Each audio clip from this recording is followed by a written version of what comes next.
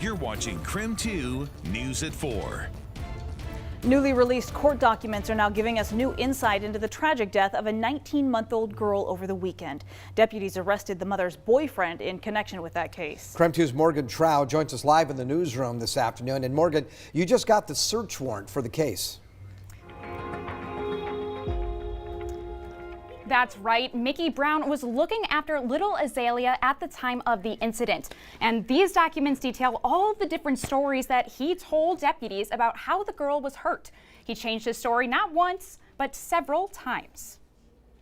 The documents show the Spokane Valley firefighters arrived at the home to find an unconscious toddler. They requested help from the deputies after seeing her injuries. The search warrant adds that at the hospital, doctors told deputies that the 19-month-old was suffering a brain bleed. Doctors found abrasions on the girl's chest and knees and bruises on her cheek and inside one of her ears. Investigators say the man who was supposed to be watching Azaelia Raine RedHorse Jones is 19-year-old Mickey Brown Jr. He's the new boyfriend of the mom who was watching the toddler while she was at work. When investigators arrived to the scene, Brown had a few stories. Initially, he told detectives he was giving Azaelia a bath when she started to have a seizure. He claimed he picked up the toddler and ran to his brother's home.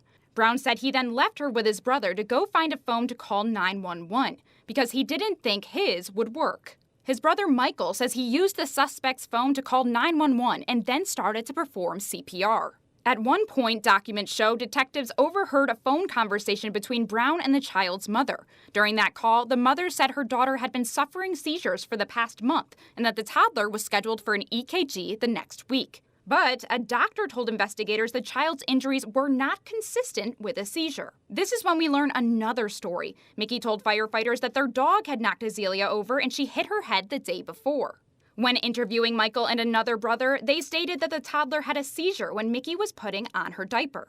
The search warrant shows Brown's next story was that while carrying the toddler to his brother, he dropped her outside. But deputies say a doctor classified the injuries as non-accidental inflicted trauma indicative of child abuse. After 4 days, Azaelia died in the hospital. Brown remains in jail on an assault charge, but prosecutors have said they will likely upgrade that to a murder charge. It turns out Brown is no stranger to law enforcement in both Washington and Idaho. I'll be digging deeper in our newscasts at 5 and 6 to see why the judge set his bail at more than $1 million. In the newsroom, Morgan Trow, KREM 2 News.